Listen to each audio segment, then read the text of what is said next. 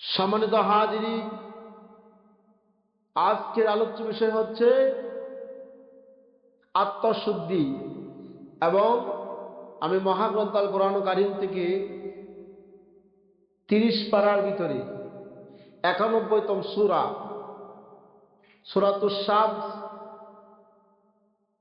কয়েকটি আয়াত কারিমা তেলাওয়াত করলাম। রাসূলুল্লাহর অসংখ্য হাদিস থেকে আপনার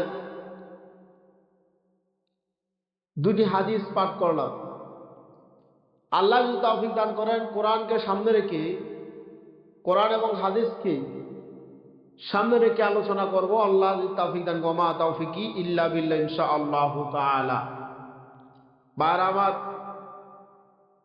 মহাগ্রন্থ আল কোরআন কারীম মানব জাতির জন্য বেঁচে থাকার একটি দলিল, সংবিধান। এই কোরআন আল্লাহ তাআলা কি বলেছেন? আমরা শুধু কোরআন তেলাওয়াত করি, কোরআনের অর্থ অনেকে জানি না, বুঝি না। কিন্তু আল্লাহ কত সুন্দর সুন্দর কথা এই কোরআনে বলেছেন, কত মজার মজার আলোচনা আল্লাহ কোরআনে করেছেন। কোরআনের অর্থ না জানলে আপনি মজা পাবেন না। কোরআন তেলাওয়াত করলে তো সব পাবেন, ঠিক আছে, কিন্তু কোরআনের অর্থ বুঝতে আরো বেশি মজা পাবেন। আর যে আল্লাহ কি বলতেছেন এখানে, আজকের যে আলোচ্য বিষয়ের মধ্যে যে সূরাটা তেলাওয়াত করা হলো, সূরাতুশ শামস, এটা 91তম সূরা। এটা নাজিল হয়েছে মক্কা মুআজ্জামায়। আয়াত হলো 15, রুকু হলো 1। নামকরণ করা হয়েছে এটা সূরাতুশ শামস থেকে। শামস শব্দের অর্থ হলো সূর্য। শামসুন শব্দের অর্থ কি? সূর্য।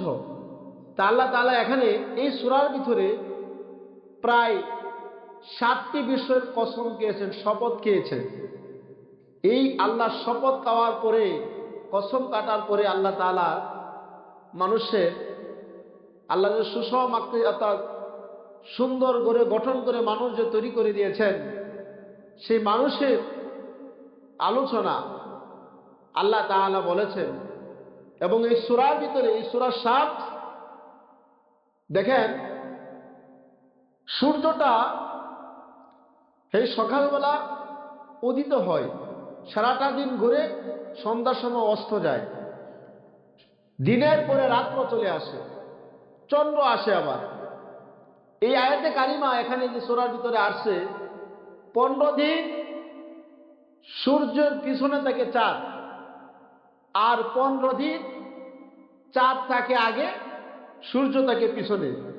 সূর্য আলো দেয় 15 দিন চাঁদকে, এই চাঁদ আপনি আলোকিত হয়, তখন আপনার দেখবেন যে রাতের বেলা পূর্ণিমার রাত্র চাঁদ খুব সুন্দর একে দিনের মতো আলো দেখাচ্ছে। সুবহানাল্লাহ। আল্লাহ রাব্বুল আলামিন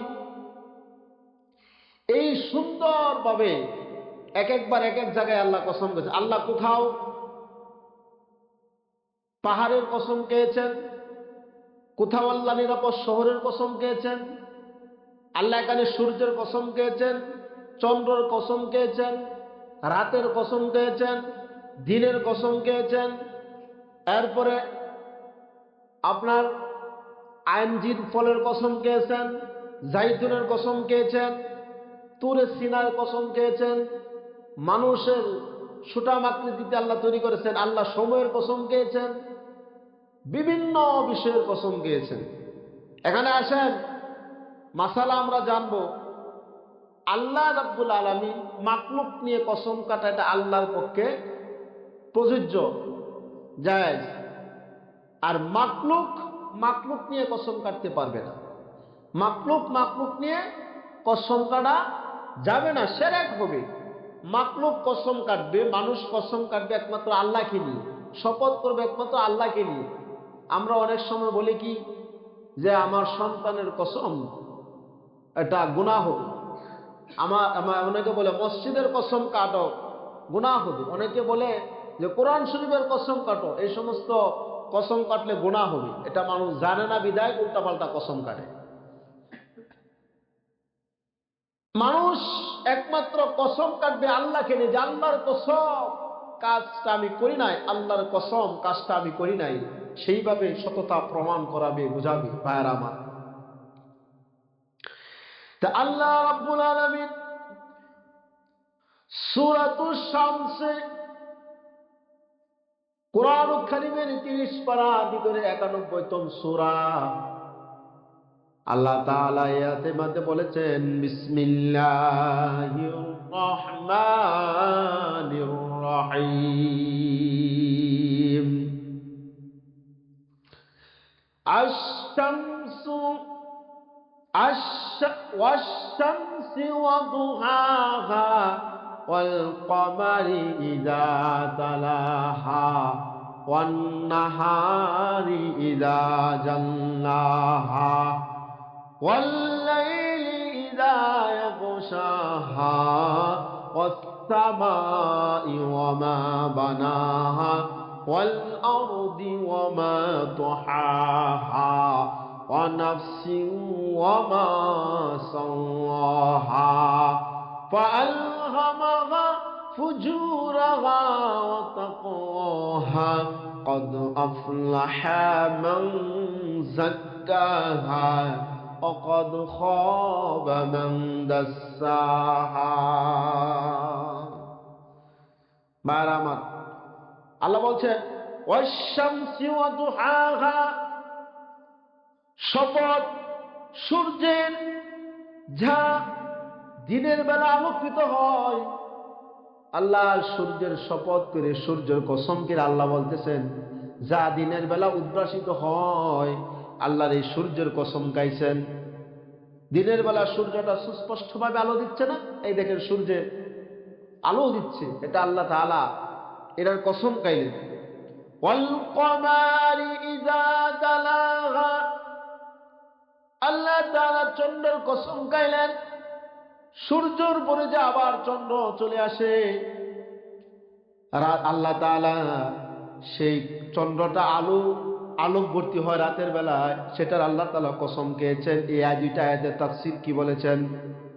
তাফসীর ইবনে কাসিরে উল্লেখ আছে যে চন্দ্র 15 দিন পিছনে থাকে আর 15 দিন আগে থাকে।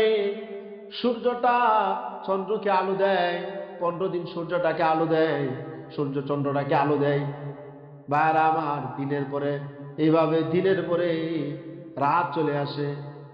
এইভাবে প্রথম 15 দিন চন্দ্র পিছনে থাকে, পরের 15 দিন চন্দ্র আগে থাকে, সূর্য পিছনে থাকে। এই জন্য দেখবেন এটা কদরের রাত্রের মধ্যবর্তী রাত্রের সময়টাকে আল্লাহ তাআলা এরকম বলে দিয়েছেন। অথবা শাবানের 14 তারিখ দিবাগত হওয়া রাত্রে যে পূর্ণিমা চাঁদের মতো যে আলো হয়, আল্লাহ তাআলা সেই রাতের কসমকে বলতেছেন। কি বলছেন দেখেন, পরবর্তী আয়াতে বললেন ওয়ান নাহারি ইযা জাল্লাহা, আল্লাহ তাআলা নাহার দিনের কসম খেয়েছেন, যেই দিনে আল্লাহ রাব্বুল আলামিন উদ্ভাসিত করেছেন, আলো দিয়েছেন, কিরণ দিয়েছেন, সেই দিনের আল্লাহ কসম খাইলেন, শপথ করলেন। ওয়াল্লাইলি ইযা ইয়াগশাহা, আল্লাহ তাআলা রাতের কসম খেয়েছেন যে রাতে আচ্ছাদিত হয়। ভাইয়ার আমার, এখানে দুইটা আয়াতের তাফসীর একটু আলোচনা করি। দিনকে আল্লাহ তাআলা সৃষ্টি করেছেন কি জন্য? সারাদিন মানুষ দিনের বেলা কাজ কাম করবে, দুনিয়াতে বিভিন্ন কাজ করবে। যারা ব্যবসা করবে, ব্যবসা, চাকরি, কৃষিকাজ, ওই কাজগুলো মানুষ দিনের বেলা করবে, ইবাদত করবে। আর রাতের বেলা আল্লাহ তাআলা রাতটাকে তৈরি করেছেন, সৃষ্টি করেছেন, মানুষ রাত্রের বেলা নিদ্রায় যাবে। রাতটাকে দুইটা ভাগে ভাগ করা হয়। একদল মানুষ রাতের বেলা দাঁড়ায় আল্লাহর 3 ভাগে বিভক্ত হয়ে যায়। একদল মানুষ রাতে ঘুমায়, জম্মের ঘুম ঘুমায়, একেবারে এমন ঘুম ঘুমায় সন্ধ্যার পরে ঘুমাইলে ফজরের নামাজের আর খবর নাই, একেবারে একবার 7টার সময় আছে না নাই? কিন্তু আল্লাহ তাআলা কি রাতটাকে শুধু খালি ঘুমের জন্য দিয়েছে? আল্লাহ তাআলা রাতকে শুধু ঘুমের জন্য দিয়ে তো দেন নাই, রাতের মাঝে তো আরো কিছু আছে। আরেক দল মানুষ দেখবেন আপনার রাতের শেষ রাতে উঠে ইবাদত করে, আল্লাহকে ডাকে, তাহাজ্জুদ করে, কান্নাকাটি করে, জায়নামাজে দাঁড়িয়ে যায়। ওই মানুষগুলো যারা দাঁড়িয়ে মাঝে দাঁড়িয়ে আল্লাহকে ডাকে, আল্লাহর কাছের বান্দা হয়ে যায় তারা, সুবহানাল্লাহ বলেন। ওই বান্দারা আল্লাহর কাছে যা প্রার্থনা করে আল্লাহ তাই তাদের প্রার্থনা কবুল করবেন। এবং আল্লাহ তাআলা প্রতিদিন রাত্রে দুনিয়ার প্রথম আসমানে আগমন করিয়া বান্দাকে ডাকতে থাকি, ও আমার বান্দারা ওঠো, কার কি প্রয়োজন আমার নিকট চাও, কার সম্পদের প্রয়োজন আমার নিকট চাও, কার অসুস্থতা আসো সুস্থতার প্রয়োজন আমার নিকট চাও, কে অভাবগ্রস্ত আসো আমার নিকট চাও, কে পেরেশানিতে আসো রাতের গভীর রজনীতে আমার নিকট চাও, আমি তোমার সেই পেরেশানি দূর করে দিব, আমি তোমার অভাব দূর করে দিব, আমি তোমার অসুস্থতাকে সুস্থতা দান করে দিব, আমি তোমার ধন সম্পদের ব্যবস্থা করে দিব। সুবহানাল্লাহ। আরেক দল মানুষ রাতের বেলা আকাম কুকাম করে, রাত যখন অন্ধকার হয়ে আসে একদল মানুষ দেখবেন ডাকাতি করে, ছিনতাই করে, চুরি করে, আসে না নাই, মদ খায়, গাঁজা খায়, ফিরিন খায়, আফিম খায়। ওই একদল মানুষ ওই কাজে ব্যস্ত, একদল মানুষ কি এই কাজে ব্যস্ত। তারা ভাইয়ারা আবার রাতকে দেখবেন রাতের বেলা চুরি করতে সুবিধা বেশি, ঠিক না? কেউ দেখে না অন্ধকারে, রাতের বেলা চুরি করতে সুবিধা বেশি, ডাকাতি করতে সুবিধা বেশি। ভাইয়ারা আবার এবার আসেন, দাদা এবং নাতি দুইজন মিলিয়া আপনার একটা ঘটনা করি। দাদা নাতি রাতের বেলা গেছে আপনার সোয়াব করার জন্য, ঠিক আছে? আপনার আলু আলু তোলে না, আলু করছে, তা বলতেছে কেউ নাই, গভীর রজনীতে আলু তুলি অন্ধকারে, ঠিক আছে? কেউ দেখছে না, কিন্তু একজন তো দেখছে, দেখছে কিনা? তিনি কে? তিনি হচ্ছেন আল্লাহ। নাতি বলছে, দাদা এই অন্ধকার রজনীতে কেউ যদি না দেখে, তোমাকে আমাকে দেখছে একমাত্র আল্লাহ তাআলা। কি বলেন, ঠিক কিনা? আল্লাহর কাছে সেই বান্দা জবাব দিতে করবে। আমি মনে করি যদি অন্ধকারে চুরি করি, বাতি হাত নিবাইয়া সিসি ক্যামেরার লাইট অফ করে দেয়া, বন্ধ করে দেয়া চুরি করবেন, কেউ দেখতো না, পৃথিবীর কোন সিসি ক্যামেরাতে উঠবে না, কিন্তু আল্লাহর সিসি ক্যামেরার ভিতরে উঠে যাবেন। আপনি যে অপরাধ করেছেন রাতের গভীরে, সেটা ধরা পড়বেই।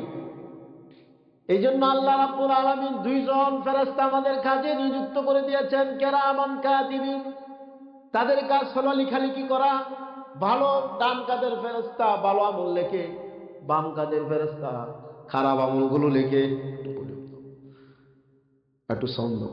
ডান কাদের ফেরেশতা কি ভালো আমল লিখতে থাকে, আর বাম কাদের ফেরেশতারা খারাপ আমলগুলো লিখতে থাকে। ভাইয়েরা আমার, এই যে রাতটাকে আল্লাহ তাআলা আচ্ছাদিত করে দিয়েছেন শুধু ঘুমানোর জন্য না, আর চুরি ডাকাতি করার জন্য না, ইবাদত করার জন্য রাতটাকে আল্লাহ তাআলা নির্ধারণ করে দিয়েছেন। ভাইয়েরা আমার, বাস। এরপরে আল্লাহ বলেন, ওয়াস-সামাই ওয়া মা বানাহা। কমাইছেন নাকি? আর কমাইছেন নাকি? বাড়ানোর কথা বলছিলাম, ঠিক আছে? এই ওয়াস-সামাই ওয়া মা বানাহা, আল্লাহ রাব্বুল আলামিন আকাশ তৈরি করেছে সুন্দর করে। আল্লাহ আকাশের শপথ খেয়েছেন, শপথ কসম খেয়েছেন, শপথ করে আল্লাহ, ওয়াস-সামাই ওয়া মা বানাহা, আমি আসমান তৈরি করেছি। শপথ খেয়েছেন আল্লাহ রাব্বুল আলামিন, শপথ করেছেন এই আসমানের, সুন্দর করে আসমান বানিয়েছেন, কোনো খুঁটি নাই। আপনার আমার চোখ বারবার দিকে তাকাবে, ফিরে আসবে, কিন্তু আল্লাহর সৃষ্টির মধ্যে কোনো ত্রুটি, কোনো বক্রতা দেখতে পাবেন না। এত সুন্দর করে যে আল্লাহ আকাশটা সাজিয়েছেন, সেই জায়গার ভিতরে কোনো বক্রতা আসবে না। আপনার আমার চোখ দৃষ্টি বারবার ফিরে আসবে, কিন্তু আল্লাহ সৃষ্টির মধ্যে কোনো ত্রুটি দেখতে পাবেন না। সুবহানাল্লাহ বলেন। ভাইরা আমার, এরপরে আল্লাহ তাআলা বলেছে, ওয়াল আরদি ওয়া মা তুহাহা। আল্লাহ তাআলা এবার জমিনের কসম খেয়েছেন, জমিনের শপথ করে বলতেছেন। তাহলে প্রথম গাইলেন কি? সূর্য, পরে কি? চন্দ্র, পরে কি? রাতে, দিনের, পরে কি? রাতের, এরপরে কি? আসমানের, এরপরে কি? জমিনের শপথ কি আল্লাহ বলতেছেন। ভাইরা আমার, এই জমিন তৈরি করেছেন আল্লাহ তাআলা। জমিনকে যখন সৃষ্টি করা হলো, জমিন থরথর করে কাঁপতে শুরু করলো। জমিন যদি কাঁপা শুরু হয়ে গেছে থরথর করে, তাহলে আপনি আমি জমিনে কাজ করতে পারবো, চলতে পারবো? উল্টে উল্টে পড়ে যাবো না? জমিন যদি কাঁপা শুরু হয়, সামান্য একটা ভূমিকম্প হয়, ভূমিকম্প, এই ভূমিকম্পের সময় আমরা বসে থাকতে পারি না, বসা মানুষ পড়ে যায়, দাঁড়িয়ে মানুষ পড়ে যায়, শোয়া মানুষ খাটের থেকে নিচে পড়ে যায়। এরকম হচ্ছে না ভূমিকম্প? তো দেখেন, এই ভূমিকম্প যখন হয়, আপনি আমি স্থির থাকতে পারি না, উলট পালট হয়ে যায়, মাথা ঘুরতেছে। ভূমিকম্প কতক্ষণ সময় হয়? 2 মিনিট, 3 মিনিট, অথবা 5 মিনিট, কোথাও 20 মিনিট, এরকম। বেশি স্থায়িত্ব থাকলে ক্ষতি বেশি হয়।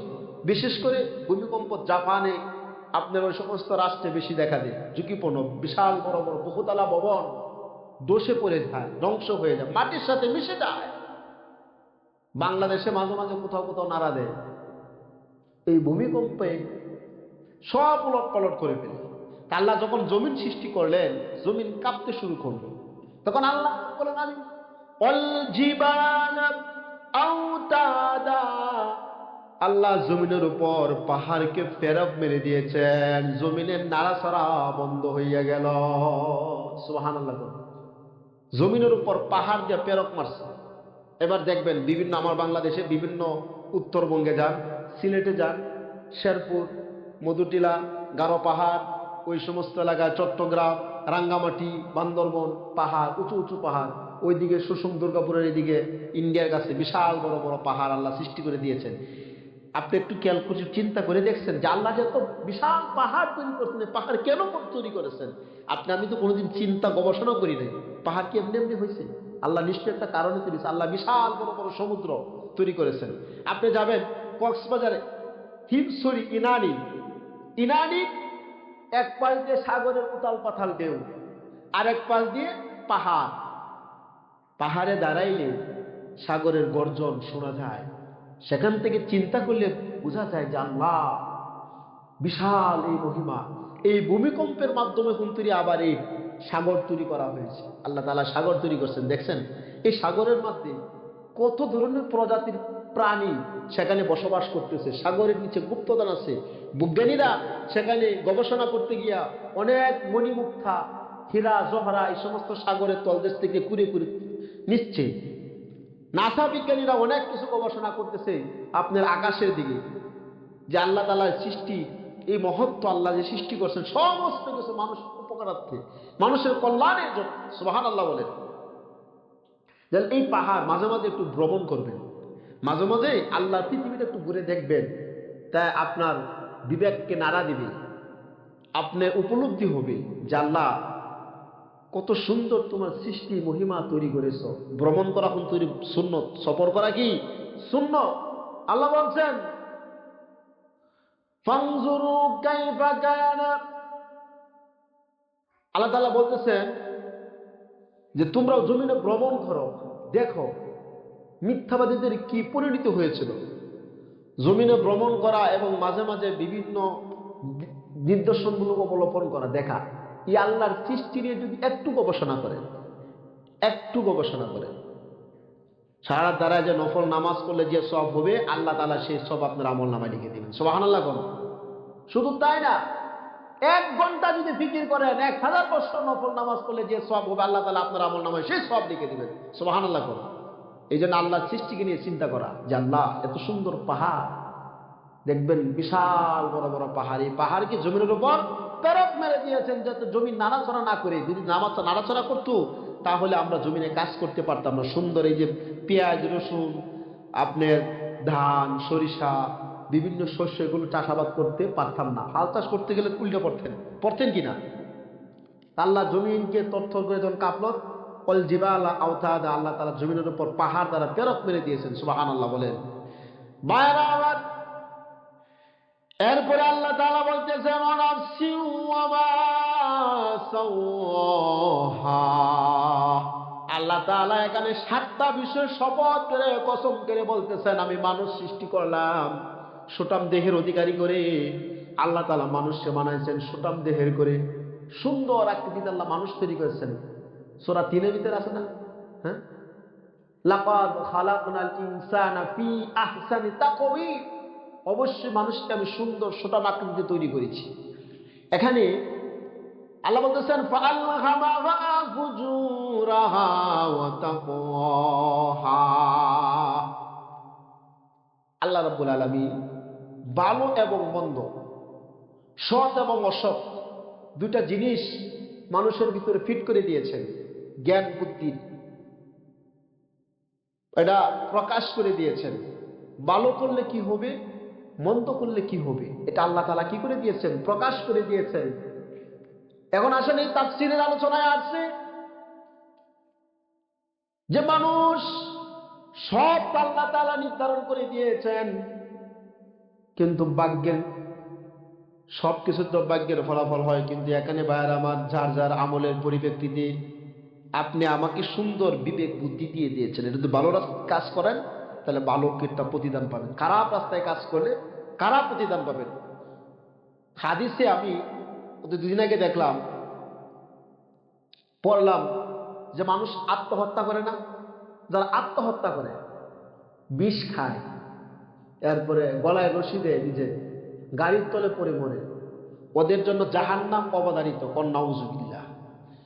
যে মানুষটা নিজের শরীরকে বিসর্জন করে দেয়, আত্মহত্যা করে মারা যায়, মরে, ওই মানুষ জান্নাত পাবে না, ওই মানুষ জান্নাত পাবে না। হাদিসে আছে যে মানুষ বিষ খেয়ে মারা যায়, কাল কিয়ামতের মাঠে, হাসরের মাঠে বিষের বোতল হাতে নিয়ে আসে দাঁড়াবে, আর এই বিষের বোতল দাঁড়ানো নিয়ে দাঁড়াবে এবং সে জাহান্নামে অবধারিত হবে, জাহান্নামে চলে যাবে। নিজের শরীরকে কোথাও কোনোভাবে আঘাত করা, ক্ষতিগ্রস্ত করা এখতিয়ার আপনার নাই।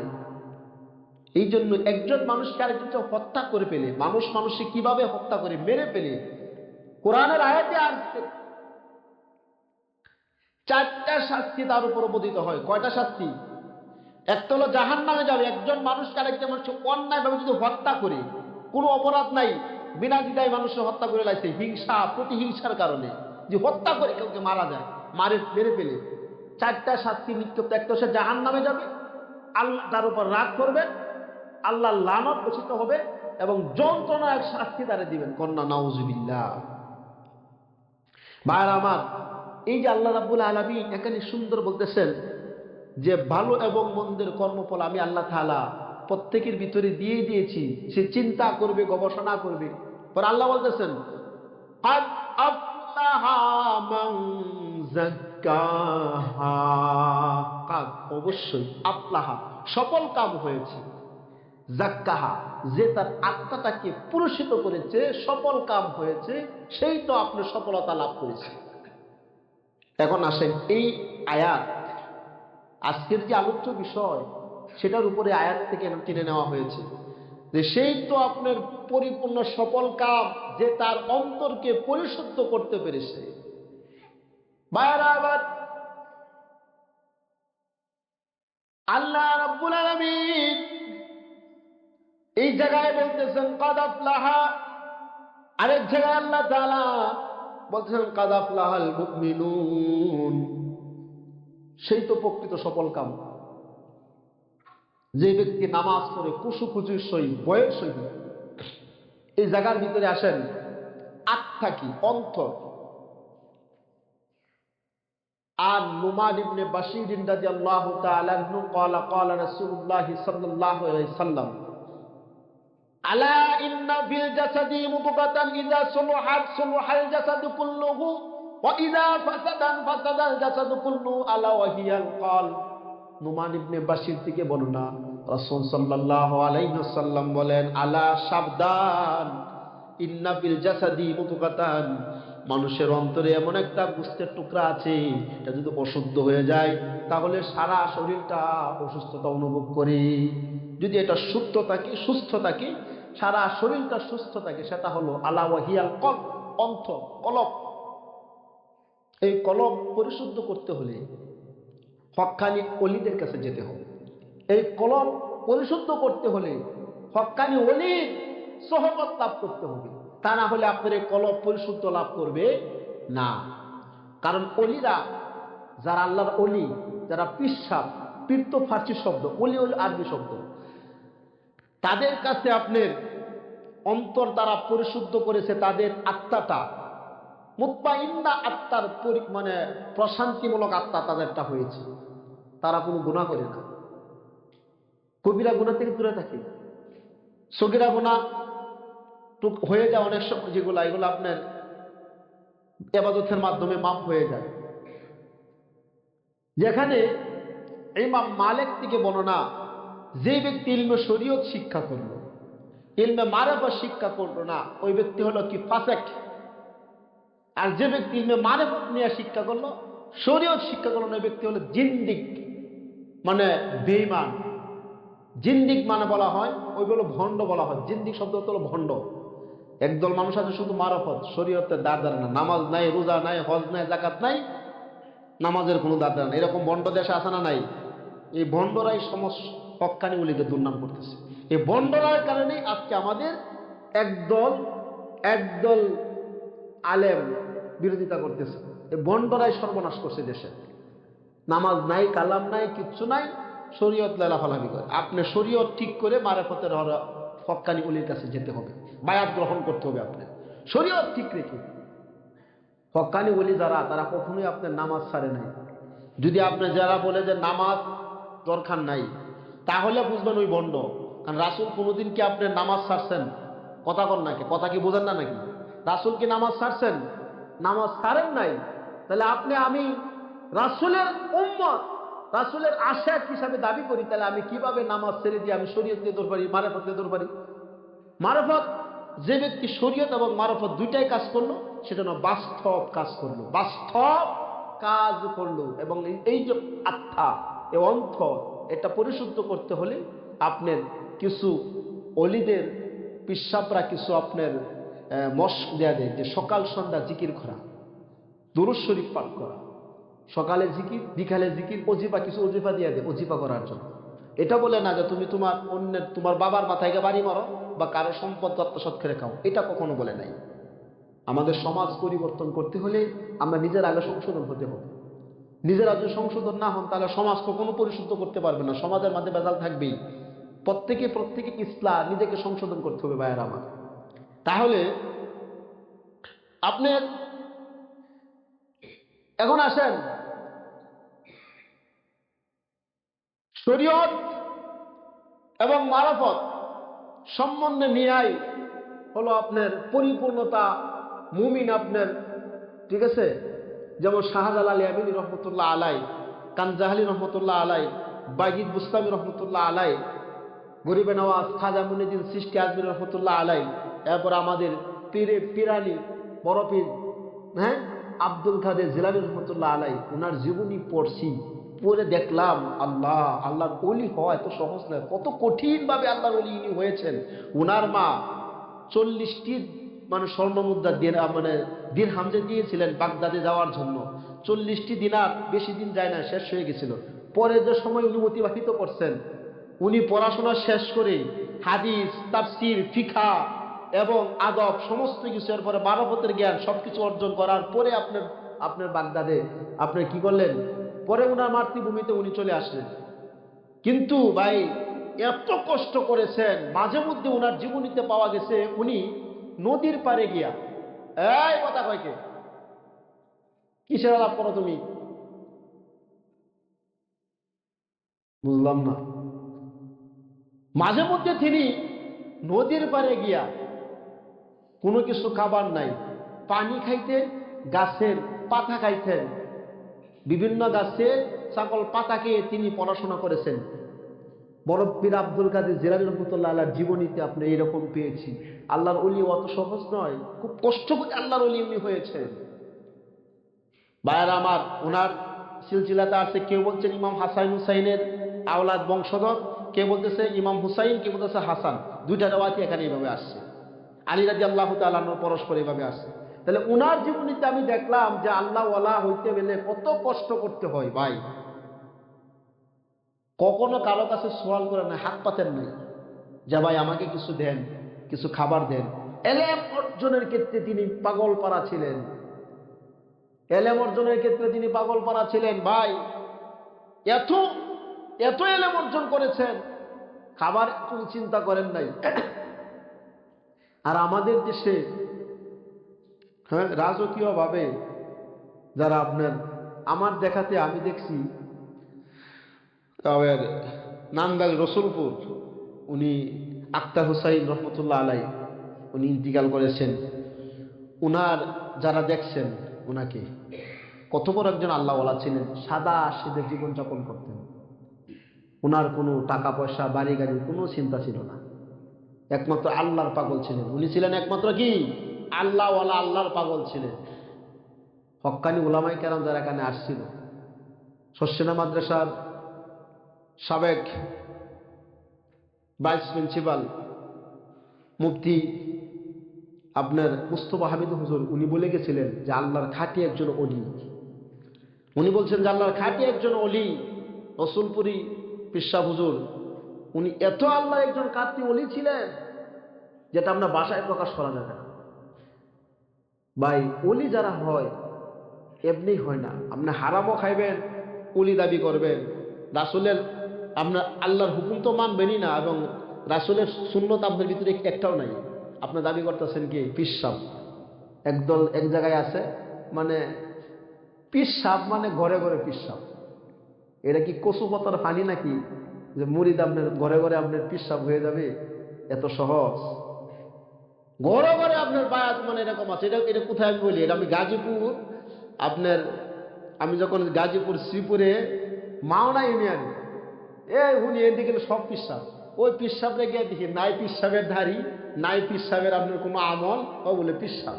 আমি সর্বনাশ, ও এর পিসাব দাবি করে সবাই পিসাব, মানে তো ভণ্ড ছাড়া আর কিছুই না। ভাইরা আমার, সাবধান, সতর্ক অবলম্বন করবেন, সময় সংক্ষিপ্ত। আমি আরেকটি হাদিস এখানে পাঠ করেছিলাম যে আন উবাদাতা ইবনে সামিদ রাদিয়াল্লাহু তাআলা আনহু قال سمعت رسول الله صلى الله عليه وسلم يقول من شهد الله لا اله الا الله وان محمد رسول الله حرم الله عليه النار متفق عليه ওয়া সুবহানাল্লাহ। উবাদা ইবনে সামিদ থেকে বর্ণনা, রাসূলুল্লাহ সাল্লাল্লাহু আলাইহি ওয়াসাল্লাম থেকে বলে, আমি ক্বালা সামিতু, আমি শুনতে পেরেছি, ইয়াকুলু, তিনি বলছেন, মান শাহিদাল্লাহ, যে ব্যক্তি সাক্ষ্য দিবে আল্লাহ ছাড়া কোনো ইলাহ নাই। মান শাহিদাল্লাহ ইলাহা ইল্লাল্লাহ, যে ব্যক্তি সাক্ষ্য দিবে আল্লাহ ছাড়া কোনো ইলাহ নাই। এখন আসেন, ইলাহ বলতে কি বুঝি? এই হাদিসের ব্যাখ্যাতে কি আপনি পাবেন? ইলাহ, ইলাহ সব জায়গায়, ইলাহ মানে আল্লাহ। আল্লাহ সব জায়গায় আপনি বিরাজমান, সব জায়গায় আল্লাহর আইন আপনার মানতে হবে। মসজিদে মানছেন, বাইরে গেলে মানছেন অন্যের আইন, তাহলে তো আল্লাহকে আপনি রব মানলেন না। রব তো সেই প্রত্যেকটা সেক্টরে, প্রত্যেকটা ক্ষেত্রে আপনি আল্লাহকে রব হিসাবে আপনার মানতে হবে। মান শাহিদ আল্লাহ ইলাহা ইল্লাল্লাহ, ইলাহ ছাড়া, আমার আল্লাহ ছাড়া আর কোনো আইনদাতা নাই, কোনো বিধানদাতা নাই, আল্লাহ ছাড়া কোনো হুকুমদাতা নাই, সব ক্ষেত্রে আমি আল্লাহর হুকুম মানবো। তাহলে আপনার আল্লাহকে সাক্ষ্য দেওয়া হলো লা ইলাহা ইল্লাল্লাহ ওয়া আন্না মুহাম্মাদুর রাসূলুল্লাহ, এবং মুহাম্মদ সাল্লাল্লাহু আলাইহি সাল্লাম আল্লাহর বান্দা রাসূল, এটা বলে আপনার স্বীকৃতি দিতে হবে। এটা দিলে কি হবে? হারামাল্লাহু আলাইহিন নার, রাসূলুল্লাহর হাদিসে আছে আল্লাহ তাআলা তার জন্য জাহান্নামের আগুনকে হারাম করে দিবেন। কন্যা সুবহানাল্লাহ, আল্লাহ তাআলা আগুনকে, জাহান্নাম কি করে দিবেন? হারাম করে দিবেন। আনাস রাদিয়াল্লাহু তাআলা আনহু قال قال رسول الله صلى الله عليه وسلم لا يؤمن احدكم حتى اكون يحب لاخيه ما يحب لنفسه। বারা আমার, হযরত আনাস থেকে বর্ণনা, রাসূল সাল্লাল্লাহু আলাইহি সাল্লাম বলেন, সেই লা ইউমিনু আহাদুকুম, তোমরা কেউ পরিপূর্ণ ঈমানদার হতে পারবে না, হাত্তা আকুনা ইউহিব্বু লি আখিহি মা ইউহিব্বু লি নাফসিহি, যতক্ষণ পর্যন্ত না তোমার নিজের জন্য যেটা পছন্দ করো অপর ভাইয়ের জন্য তুমি সেটা পছন্দ না করবা, ততক্ষণ পর্যন্ত কেউ তোমরা পরিপূর্ণ ঈমানদার হতে পারবে না। এখন আসেন, আমরা তো খালি নিজের চিন্তা করি, নিজের যেটা পছন্দ করি এটা নিজের, কিন্তু আরেক ভাইয়ের এটাকে আমি পছন্দ করি না। আমি ভালো খাবার খাই, আরেকজনকে ভালো খাবার দিই না, আমি ভালো পোশাক পরি আরেকজনকে ভালো পোশাক দিই না। প্রত্যেকটা সেক্টরের ক্ষেত্রে আমি নিজের জন্য যেটা পছন্দ করি, আমার বাইকে এটা পরিমাণে কম দেই, পছন্দ করি না। অত্যন্ত প্রাধান্য কি আছে, যে হাদিসে আছে নিজে যেটা পছন্দ করবা অপর বাইয়ের জন্য সেই রকম তুমি এটা পছন্দ করবা। বিচার মানি তাল গাছ আমার, নিজেরটা 16 আনা অন্যটা 1 আনাও না, এরকম আছে না নাই? নিজেরটা 16 আনা, নিজের বিচার ঠিক রাখিয়া তারপরে যেমনি হোক বিচার মানছি, তাল গাছ দেওয়ান লাগবো আমার। বিচার মানছে, তাল গাছ থাকতো না, তাহলে বিচার মানা হয়েছে? তাল গাছ দিবে না। এরকম আছে আমাদের সমাজের কিছু সংখ্যক মানুষ, নিজের স্বার্থ থেকে নিজের স্বার্থের আঘাত করলে পরে আপনার বোঝা যায়, তার রূপ ধারণাটা বোঝা যায় সে কোন প্রকৃতির মানুষ। কিন্তু এটা তো রাসূলের হাদিস না। রাসূলের হাদিস হলো তোমার নিজের জন্য যা পছন্দ করো, তোমার স্বার্থের যদি আঘাত লাগে অপর ভাইয়ের জন্য তুমি সেটাই পছন্দ করবা। এটা হলো তোমার রাসূলের আদর্শ, এটা হলো রাসূলের ভালোবাসা। ভাইয়ার আমার, সময় সংক্ষিপ্ত, 1:30 বাজে, 1:30টার উপর হয়ে গেছে, আলোচনা দীর্ঘায়িত করতে চাচ্ছি না। তাহলে এই কোরআন ও কারীম আপনি শুধু পড়বেন, তেলাওয়াত করবেন না, অর্থ সহ পড়বেন, তাহলে মজা পাবেন বেশি। আল্লাহ কি বলছেন কোরআনে, এই 30 পারা কোরআনের ভিতরে 6666টি আয়াতের ভিতরে 500 আয়াত শরীয়তের হুকুম হাকাম, হালাল হারাম, জায়েজ না জায়েজ। আর বাকি আয়াতগুলো কি, সেখানে অর্থনীতি, পরনীতি, রাষ্ট্রনীতি, রাজনীতি, সব নীতি এখানে আপনার আলোচনায় কোরআনে আছে। সব সমস্যার সমাধান মহাগ্রন্থ আল কোরআন। কোরআন পিছনে রেখে আপনার জাতি কখনো কল্যাণ লাভ করতে পারবে না। আমরা কোরআন বুঝি না অর্থ, এই জন্য আমরা মন গড়ার মতো আমরা চলি, ঠিক কিনা? কোরআন আপনার কোন সেক্টরটা নাই, আপনি কোরআন গবেষণা করি ইহুদিরা, আমি মুসলমানের সন্তান, আমরা গবেষণা করি না। একসময় কোরআন যারা রিসার্চ করছে, এই মুসলমানদের মনীষীদের সবচেয়ে অবদান বেশি চিকিৎসা শাস্ত্রে। ইবনে সিনা বলেন, ওমর ইবনে খাওয়ারজিম বলেন, এরপরে আপনার যত ভূগোল, রসায়ন, ঠিক আছে, জাবার ইবনে হায়ান, ওই সমস্ত বড় বড় মুসলিম মনীষীরা তারা ভালো ভালো চিকিৎসক একজন ছিলেন, চিকিৎসাবিদ্যা ছিলেন, ভৌগোলিক বিষয়ে আলোচনা ছিলেন, বিভিন্ন বিষয়ে তারা পারদর্শী ছিলেন। মুসলমানদের অবদান চিকিৎসা শাস্ত্রে আজকে তো উন্নত, জাবের ইবনে হায়ানের অবদান, ইবনে সিনার অবদানে আজকে চিকিৎসাতে এই পর্যায়ে আসছে। এটা স্বীকার করতে হবে। আমরা মুসলমানকে আজকে কোরআন থেকে অনেক দূরে সরে গিয়েছি। এই জন্য আপনার আমার ঘরে অশান্তি, এই জন্যই কোরআনের তেলাওয়াতই হয় না, অর্থ বুঝে তেলাওয়াতই করে না, ঘরে অশান্তি কেন? কোরআন আপনার সুন্দর করে রুমালে পেছায় আপনার ঘরের থাকে রাখে দিছি, কোরআন তেলাওয়াত করে না, কোরআনের অর্থ বুঝে না, এই জন্যই আপনার মন গড়ার মতো চলে, শয়তানের প্ররোচনায় বিভিন্ন ভাবে আপনার চলতেছে। ভাইয়ের আমার, আপনার আমার মূল দায়িত্ব হল আল্লাহর কোরআনকে আঁকড়ে ধরেন, এই কোরআনকে আপনার অর্থ সহ পড়েন। যারা পড়তে পারেন না, আগে মাদ্রাসায় একজন হুজুরের শরণাপন্ন হয়ে আরবিটা পড়ে পরে আস্তে আস্তে অর্থ শিখেন। যদি কোরআন শিখা অবস্থা যদি আপনার মৃত্যু হয়ে যায়, আল্লাহ তাআলা আপনার শাহাদাতের মর্যাদা দিয়ে দিবেন। কন্যা সুবহানাল্লাহ। ওয়া আখিরি দাওয়ানা আলহামদুলিল্লাহ, আসসালামু আলাইকুম ওয়া রাহমাতুল্লাহি ওয়া বারাকাতুহু।